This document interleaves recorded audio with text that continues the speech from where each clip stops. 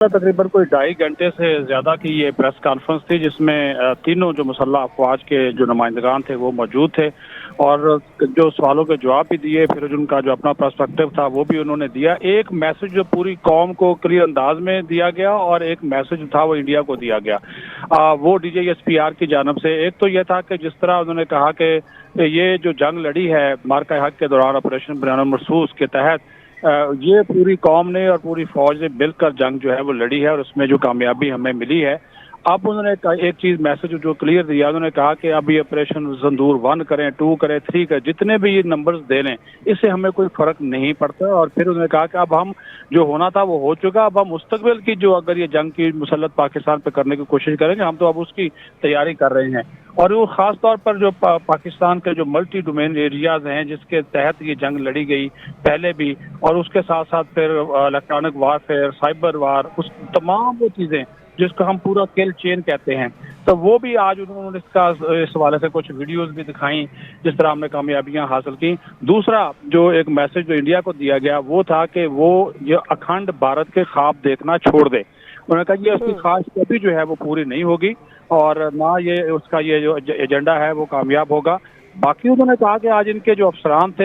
Air force के, जो air force के यहाँ पे एयर वाइस मार्शल जो तारक गाजी मौजूद थे, उन्होंने कहा इस चीज का रिबट किया और उन्होंने कहा कि ये भारतीय फौज की जानब से आज ये भारतीय एयरफोर्स की जानब से दावा किया गया कि उन्होंने ऑपरेशन संदूर 1 में हमारे 13 तैयारे जो है वो गिराए हैं। तो उन्होंने कहा कि अगर 13 गिराए हैं तो उनमें से किसी एक का जो है वो हमें मलबा जो है दिखा दें, जबकि हमने जो है वो 8 तैयारे गिराए, 8-0 का जो स्कोर था वो है मौजूद है और हमारे पास एक एक तैयारे से मुताल्लिक इंफॉर्मेशन जो है वो मौजूद है। तो उन्होंने ये भी कहा, उन्होंने कहा कि नंबर से वैसे भी हमें कोई फर्क नहीं पड़ा जितने मर्जी दावे करते फिरे, लेकिन जिन एरियाज में हमने ये जंग लड़ी है इंतहाई जिम्मेदारी के साथ जो है वो ये जंग लड़ी है और हमने इस जंग को पहले डिफेंसिव के तौर पर, उसके बाद फिर हमने अपना एयर चीफ के कहने के ऊपर इसको ऑफेंसिव में जो है वो तब्दील किया। फिर DGSPR की जानब से एक चीज जो है वो बड़ी क्लियर कही गई, उन्होंने कहा कि भारत जो ये कह रहा है कि ऑपरेशन संदूर अब भी जारी है, तो उसका साफ मतलब है कि ये ऑपरेशन संदूर